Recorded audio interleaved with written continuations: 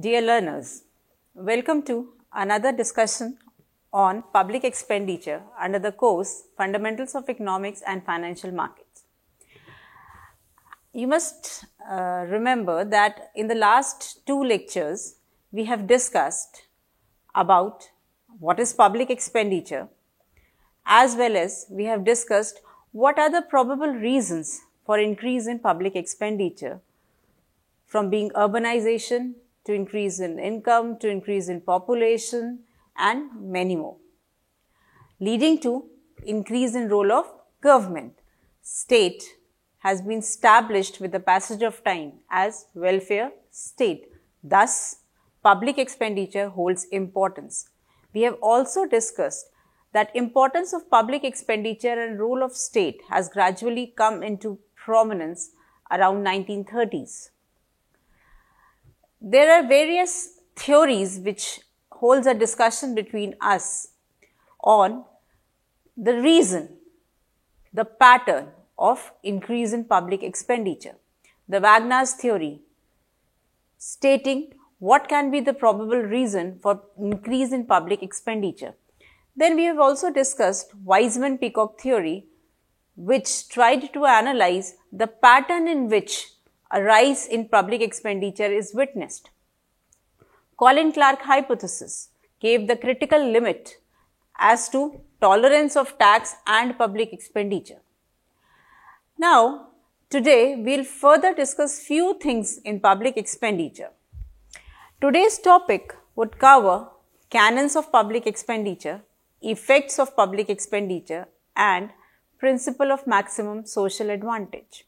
So, let's start with today's discussion and the canons of public expenditure.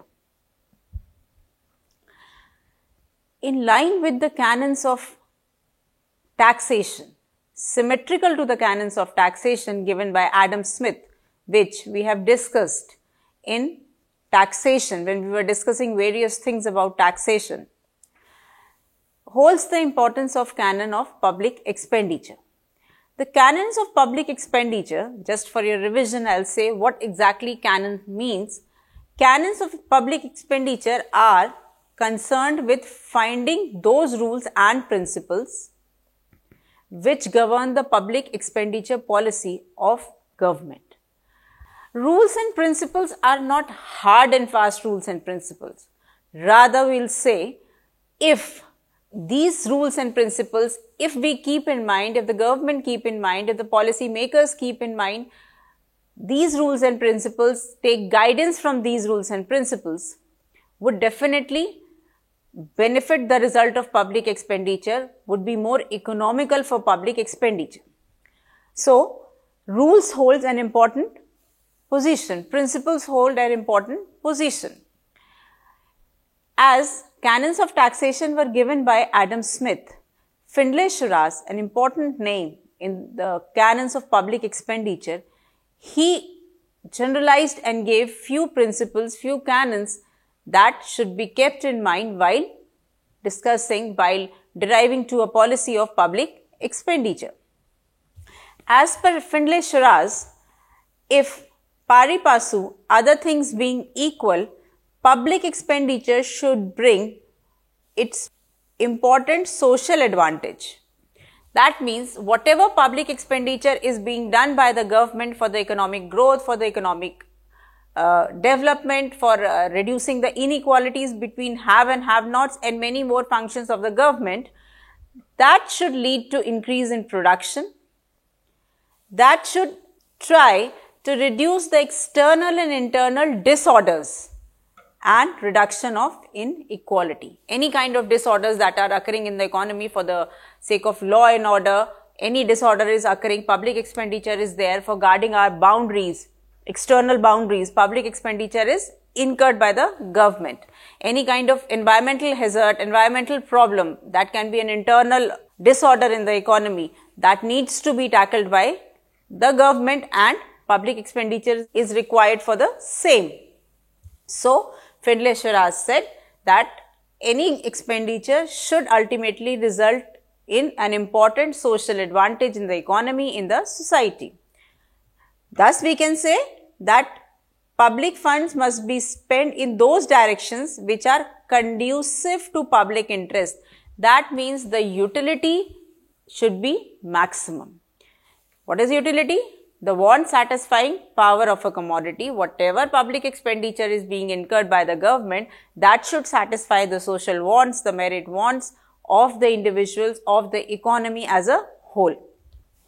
Now, let's discuss the canons given by Findlay Shiraz. First and foremost canon that was given by Findlay Shiraz was the canon of benefit. Through canon of benefit, he tried to describe that any expenditure should provide maximum social advantage in the form of equitable distribution, in the form of social justice, in the form of social welfare.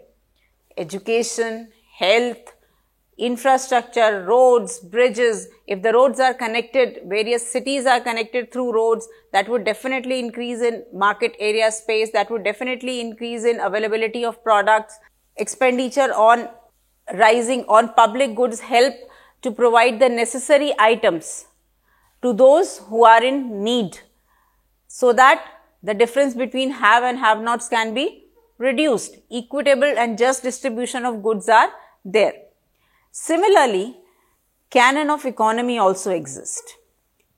Canon of economy, as what Findlay Shiraz see, all economics is based on limited resources and unlimited wants.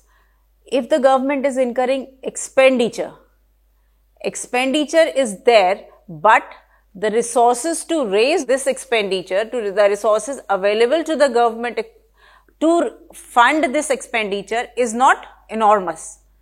As in the taxation section we have discussed, government has various sources. Broadly we classify into tax revenue and non-tax revenue, tax being one of the important sources of center state, be it direct or indirect tax, and non-tax revenue in the form of administrative fees, escheat, forfeitures, fine, penalty.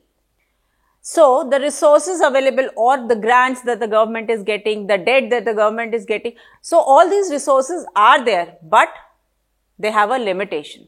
So, whatever revenue is raised by the government using all these resources, that should be spent in an economical way. That means the limited revenue resources should be used in a productive manner. That means output should be visible. The objective with which the public expenditure has been incurred should be achieved. The cost benefit analysis at this point becomes very important as to whatever cost in the form of public expenditure is being incurred should benefit the maximum. Thus, any kind of wasteful expenditure should be avoided. Money spent should result in creation of assets, should result in creation of productivity in the economy, should result in growth and development. Apart from canon of benefit and economy, another canon that holds importance is canon of sanction. Any expenditure incurred by the government is not incurred out of the way. A budgetary approval is there for any expenditure incurred. That means public expenditure, public authorities should spend money only after obtaining a sanction. See, we all are very well aware that expenditures are incurred from the fisc of the government, that is the treasure, be it Consolidated Fund of India, contingency or public account. In Consolidated Fund, prior approval is definitely needed. Only after the budgetary approval is there. Various items which have budgetary approval apart from off-budget liabilities as well. If the government has to incur expenditure, that needs to get an approval, and then only the government can spend. That not only increases the accountability, but a worthful expenditure is there. It is a effort to do all these things. So, prior sanction of the concerned authority from the specific purpose needs to be there. So, that systematic auditing is there, inspection of the procedure is conducted. The only objective is to achieve the target of economy. That expenditure should be economical. It should not happen the cost incurred is too huge and the output is not in compared to the cost incurred. Shiraz also suggested canon of surplus, that the government should aim at surplus of the income over expenditure. Try to live within the means. This happens. This was just a suggestion by Findlay Shiraz. This was just a canon that government should try to generate surplus. Any specific government was not given the name. Howsoever, this was a suggestion given by Findlay Shiraz. That means whatever revenues are being raised, the expenditure should be according to those revenues. Howsoever, there are various expenditure that varies from government to government, but because that varies from nation to nation. The variables on which, the items on which the expenditure is being incurred can vary and definitely vary from nation to nation. Apart from all these 4 expenditure canons discussed by Findlay Shiraz, few other canons have been also propounded, which includes canon of elasticity. That means elasticity is responsiveness, change in any x variable leading to change in a y variable, be it elasticity of demand, elasticity of taxes, elasticity of expenditure.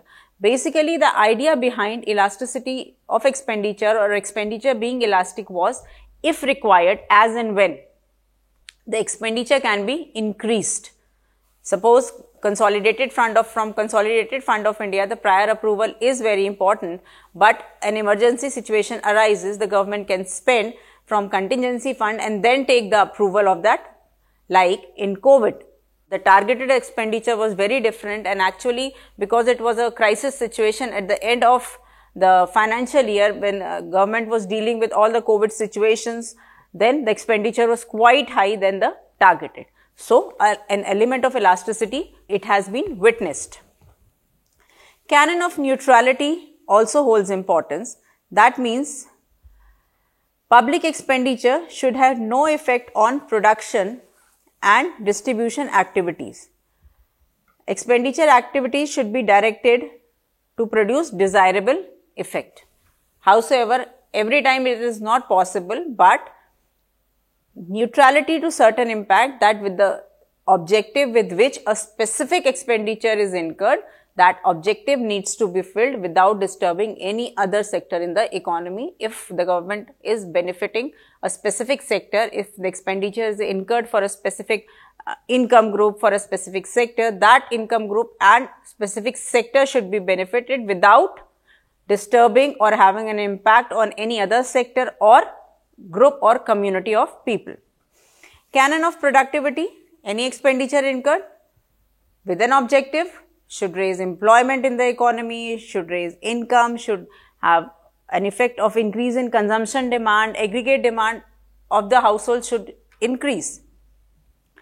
Canon of distribution implies that public expenditure should be designed to benefit the poorer section of the society. That means glaring inequalities in distribution of income and wealth can be minimized in the form of various flagship programs, various schemes giving more employment to like Manrega in India. Narega was there to give employment in the form of any financial benefit given to the poorer section to raise in the form of subsidized food grains. These all will definitely increase an equitable and just distribution of the resources. So, the canon holds importance. When expenditure is incurred and we see that expenditure shows a rising trend, it has, if we collect the data, if we specifically talk of Indian economy, if we collect the data for the past 3-4 decades, we'll definitely witness an increasing trend in the expenditure items and few rigidities in the items of expenditure. Thus, when the public expenditure is being incurred, this implies that expenditure also has an impact on various sections, various sectors, various items, various variables. Let's discuss a few. First, we'll discuss the effect on production. Effect on production can be analyzed through 3 ways: ability to work, save and invest, willingness to work, save and invest, and reallocation of resources. When we talk of ability of the people to work, save and invest, it is basically the efficiency effect. Expenditure on education, be it primary, be it secondary or higher education, in the form of scholarships, in the form of seats available to individual, in the form of schools at having a fees at subsidized level, this would definitely enhance the educational level of the individual, thus resulting in their skill development and their ability to work, to save and to invest. Any kind of vocational training that develops our skill will enhance our ability to work, save and invest. Health services, a better health, a better body is a better place through which you can work in the form of healthcare programs, in the form of medicines. More CHC centers are being established, doctors are there to analyze, various free camps are being organized for a regular checkup of the individuals in the society. This raises the health situation of individuals. A better health situation will definitely enhance our ability to work, save and invest. Social security measures. If we are secure, we know that when we become old, we have a secure old age. We have insurance given to us. Then what will happen? Definitely the public expenditure would, in the form of social security measures, will enhance our ability to work, save and invest. Increase in wages and salary, infrastructure development, better means of transport, helps to commute people from one place to another. Many people go for work purposes. If we go into metropolitan cities, many people, if we take the example of Delhi, many people travel to Delhi from various places in shuttles because means of transport are better. Even in Delhi, if you are traveling, in Lucknow you are traveling, you have metro services. So, the transport becomes easy, the commutation becomes easy. That is one example of infrastructure development. Better buildings are there, schools facilities better, hospitals are being built. All these have a positive impact on ability to work, save and invest. Similarly, willingness to work, save and invest, it has both incentive and disincentive effect. In the form, if unconditional cost benefits are given, that means an individual does not hold a condition. For example, you will be given a scholarship if you secure a specific minimum percentage of marks, then you will be given a scholarship for the next 5 years. This is a conditional public expenditure. If this kind of situation is there, it has a positive impact. Households, individuals work to achieve that specific minimum percentage so that the scholarship can be availed. However, if expenditure is given unconditional, if no condition is attached, then to certain extent you don't want to work. The willingness to work reduces, resulting in willingness to save reduces and invest reduces. Reallocation of resources into research and development, future generation benefits, direct investment, all these, if expenditure is in all these, then it has a positive effect. Productivity of the economy as a whole increases. Effect on distribution. Any public expenditure which increases the income of the people have a favorable distributional effect. Income increases, disposable income increases, aggregate consumption, demand for the goods increases, so the supply needs to be increased, more factors of production will be employed. A vicious circle is formed in this way. You must have read the circular flow of income also with regard to this. Expenditure of one becomes income of the other, and how these 2 sector, 3 sector and 4 sector in economy and foreign including foreign economy, the circular flow works.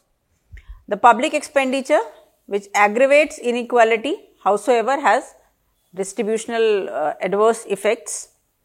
Effects on employment, if expenditure on public utilities is there, small scale industries are being increased, entrepreneurship is being created, what would happen? More jobs will be there, more people will be employed, employment level will be raised. In backward area, if public expenditure is incurred to promote the traditional art, then also that leads to generation of income in that area, in that particular area, and has a positive effect on employment. As far as economic stability is concerned, Public expenditure can curb inflation, which we have discussed in inflation as well. It can remove deflation.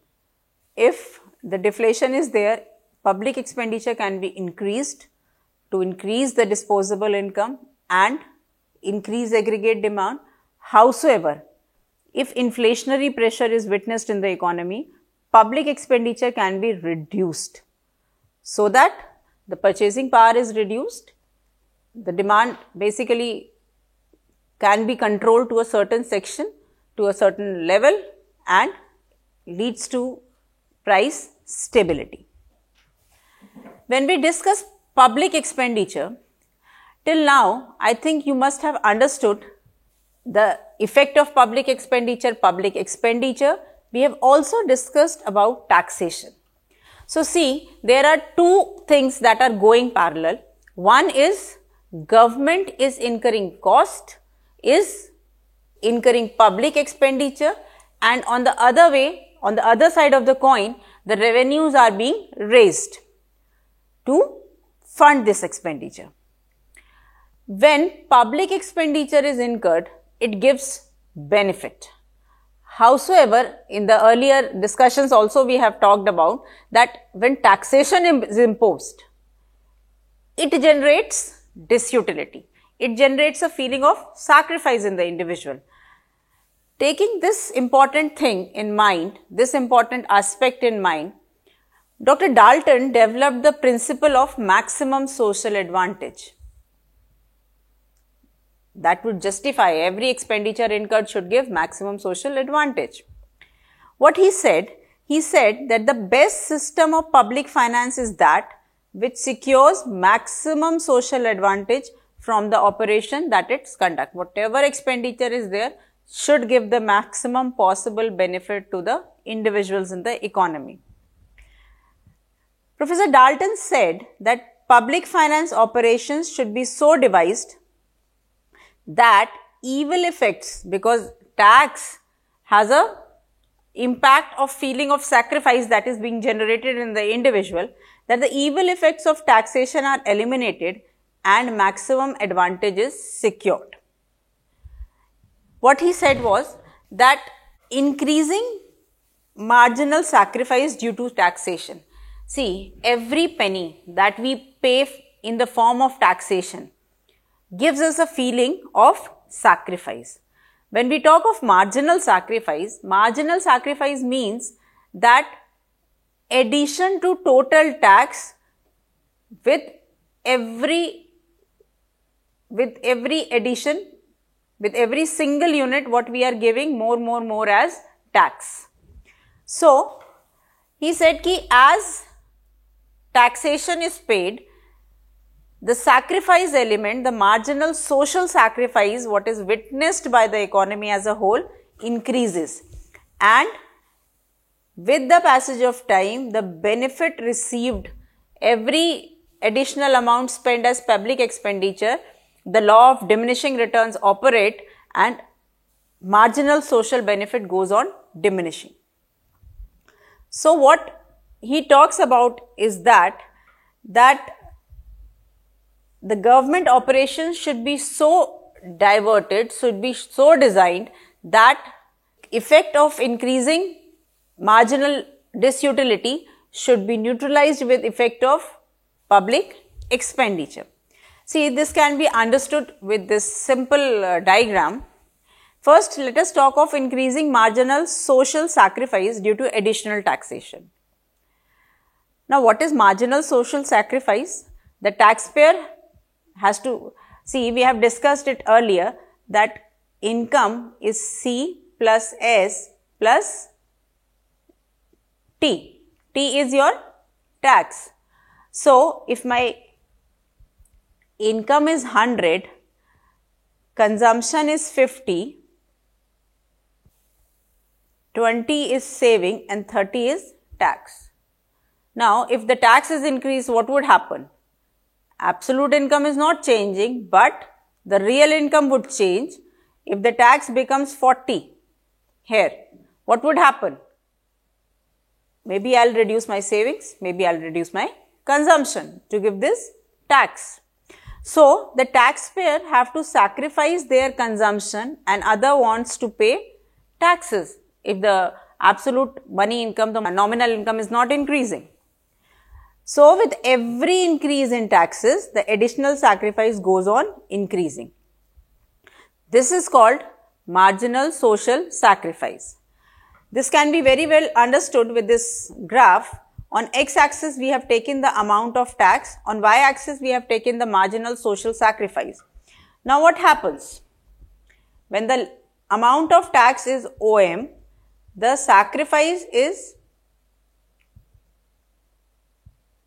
O1L. The amount of tax increases to OM1, the sacrifice increases to L1. Then further, if the amount of tax increases to OM2, the sacrifice further increases. So, if we join L1, L and L2 lines from the origin, what we see? A sacrifice curve is obtained which shows an increasing relationship between amount of tax and sacrifice. Similarly, we can understand marginal social benefit which goes on diminishing.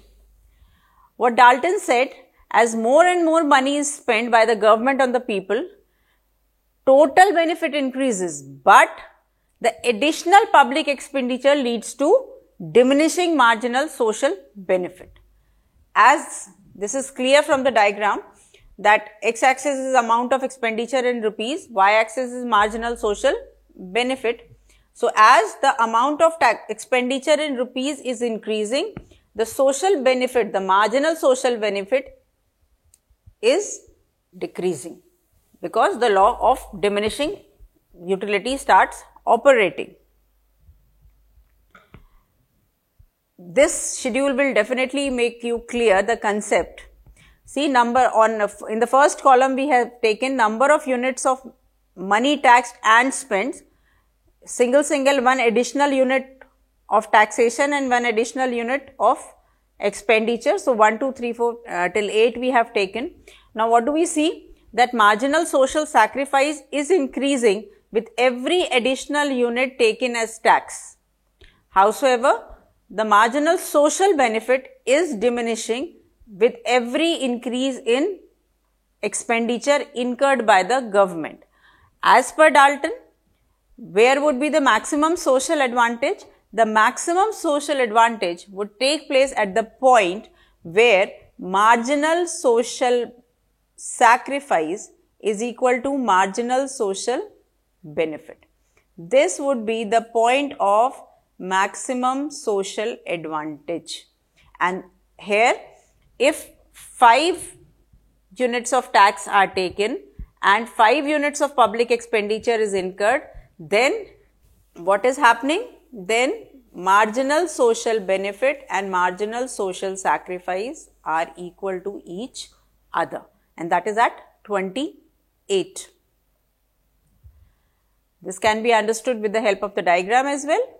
See, this is the relationship between amount of tax and marginal social sacrifice which increases with the amount of tax, and this is the relationship marginal social benefit and amount of public expenditure. The earlier 2 graphs, I have merged those 2 graphs, and the point where intersection is there, that is in this graph at point E, what is happening? Marginal social sacrifice is equal to marginal social benefit. It is the point of maximum social advantage, and the area under the curve which has been shown by the lines here, net social advantage position is there because the marginal social benefit is higher, the marginal social benefit is higher than sacrifice. So, this is the area of the maximum, the social advantage position. At any lower level, that means where marginal social benefit is greater than marginal social sacrifice, any point within this area, any point. It is a point where benefit is higher than sacrifice. So, there is always a scope of increase in public expenditure and social benefit. Howsoever, if we move towards right from point E, social sacrifice becomes higher than benefit. So, the total social advantage is reduced. This concept holds an important position. So, there are three principles of getting maximum social advantage, which we have discussed, that marginal utility of expenditure and sacrifice from taxation and other means should be equal to MSB. Marginal utility of expenditure in each direction should be same. That means whatever public expenditure is being incurred, the principle of equiproportional should be, equimarginal should be achieved by that. Similarly, the principle of equimarginal sacrifice should be achieved from taxation. It should be same in whichever source, on whosoever the last unit spent as public expenditure should give equal level of satisfaction to the individual. Similarly, the last unit taken as tax should give the equal level of sacrifice that is being felt by the individuals in the economy. Then these three principles guide the maximum social advantage. The maximum social advantage principle works under three assumptions, that is, public has got perfect knowledge of the alternatives, whatever the alternatives are available in the economy. The individuals in the economy, the household in the economy has a perfect knowledge of that. A perfect market situation is prevalent. Substitutions can be made at the margins. Public expenditure and tax can be substituted, the amount can be changed as and when required in the economy, as well as human decisions are actually made on the basis of alternatives. Whatever alternatives, the human is rational, whatever alternatives are available, the human decisions for the taxation and expenditure are based on that. Maximum social advantage principle also witnesses few difficulties. The maximum social benefit, the maximum utility and sacrifice are measured by price system, see, which expresses the willingness of individuals to pay for goods and services. So, all these are related to the price that is being paid by the individual, and that price relates to the sacrifice element, the benefit principle or the utility principle. The proportionality with the price of the household of the individuals in the economy determines whether they will be getting maximum satisfaction or sacrifice would be there. However, the same criteria cannot be applied to public sector, where decisions are taken by representative voters and pressure groups. So, this is more prevalent for private, but public sector, every decision is not on the basis of price. Kenneth E. Poole, was of the opinion that after full employment, any diversion of resources from private to public will result in misallocation of resources. The limitations include that every tax is not a burden to the society. If a tax is imposed on harmful drugs, on harmful elements, that is not a burden to the society, that should be there, so that the consumption of drugs or any kind of such element can be reduced that is adversely affecting the human body. State also has non-tax revenue source. As we have discussed, that tax is the biggest source but not the only source. Non-tax revenue source also holds importance.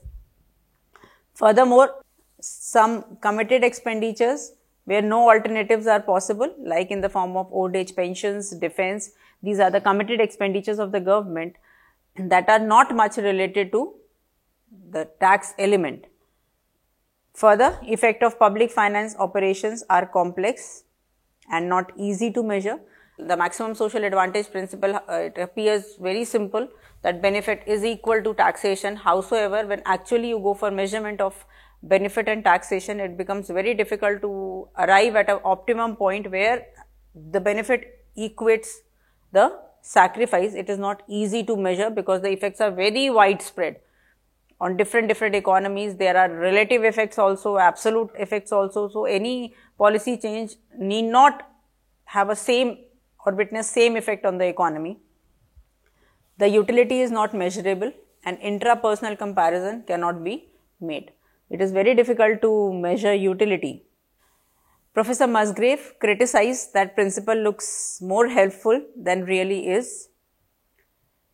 It involves the possibility of interpersonal comparison, because if public expenditure is helping, is promoting, is incurred for a specific section of the society, then interpersonal comparison do happen. people do compare that certain section is benefited and we are not benefited.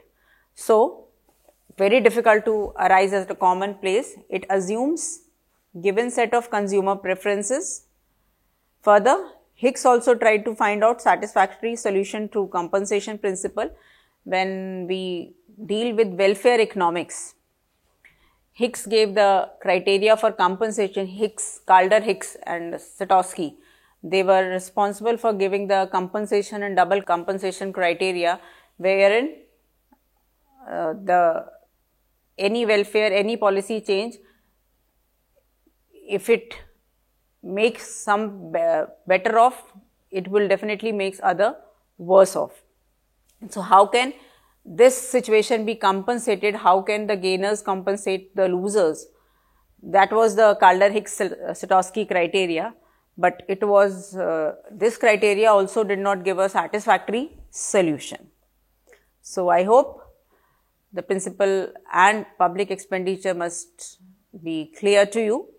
The question that on which you can self-evaluate yourself: do you think that public expenditure can achieve economic development of a backward country? Substantiate your answer. You will be able to answer this after understanding the concept of public expenditure. These are the suggested readings: Musgrave and Musgrave, Browning and Browning, Buchanan and N. Radhakrishnan, that will help you to understand the concepts further. So, learners, thank you for today.